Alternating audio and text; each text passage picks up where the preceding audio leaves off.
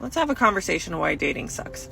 Dating sucks because you have this vision and these standards, which we love. We love for you. You have standards. Like, please, dear God, people need more standards. Maybe that's why it sucks, is because you don't have standards. But if you have standards, if you have a desire of this ideal partner that you can envision in your head and that you've maybe like journaled on, and you're like, these are the types of things that work for me, and you've done the healing work and you've done the self-awareness work and you know what works with you and what doesn't work with you, and you just can't find it and you're getting discouraged, listen up, because this is for you.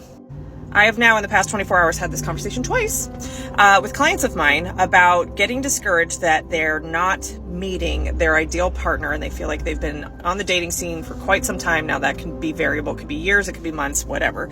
And they're just not finding this ideal partner, or they have this almost fantasy version of a person that they're like, God, like if I could just find that type of person, like I think I can make that work, right? So I then go exploring with them of like, hey, well, what is that? What are the qualities and traits that you're looking for that you think that combination doesn't exist in a person? And they kind of list out their things. And I go, okay, well, what of these qualities do you possess, right? Like, what are those that you also have? And for the most part, at least with the clients that are seeking healing and self-awareness in my world, they have become a lot of those qualities. They possess a lot of those qualities. In fact, they possess a lot of those qualities all together in combination. And so I go, oh, that's interesting. So we actually have evidence that that person exists because you exist. You figured out a way to create all of those qualities and have all those qualities within yourself. Therefore, you exist. Therefore, your counterpart exists, right? You can believe that it exists because here you are. Yep, in the flesh, you actually exist. Now here's the kicker. The reason why you're suffering in the pursuit or seeking of this counterpart of yours is because of the timeline you've placed on it. That's right. You have some made up imaginary timeline in your head that you should be with this person, or you're tired of waiting, or it's been so many dates, or I've been doing this for so long, and da-da-da-da-da. That's where the suffering comes from, is that you are attached to a timeline, not that that person doesn't exist. They just don't exist in your world now, right? And most people don't like the feeling of loneliness, so they will lower their standards, eliminate things off of this ideal partner list, and start to settle just so they don't have to be alone. And look, no judgment, nothing wrong with that. However, don't come crying to me in 10 years when you're miserable and resent this person because the things that were compatible and valuable for you to have in a partner, you kind of brushed aside because they were pretty.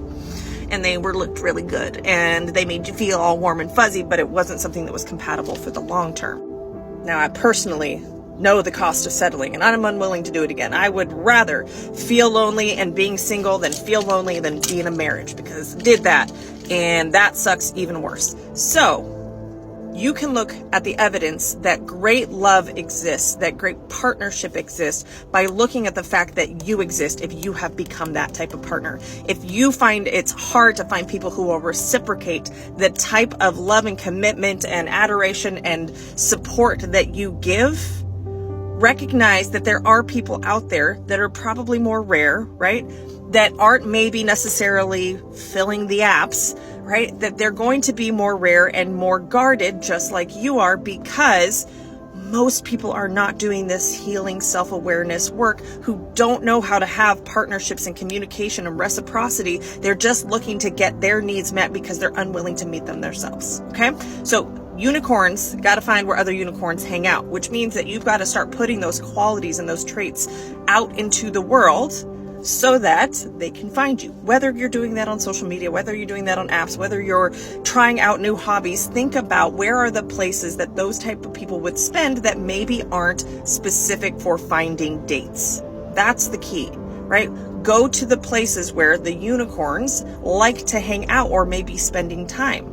So time to get creative and put your self-awareness or healing journey bat signal out there so that people that are similar to that and on that same growth journey, interested in personal development, interested in reciprocal relationships, conscious partnerships, whatever you want to call it. I mean, just scroll some hashtags if you really need to, and start to see if you can find those people on non-traditional dating methods, because otherwise traditional dating methods like dating apps, there is a lot more number of people on there to weed through, so it may feel more discouraging that you're like, no, this is so annoying, and you're kind of going off of photos, so you get attached to how they look and your attraction to them, but not really qualifying them compatibility wise.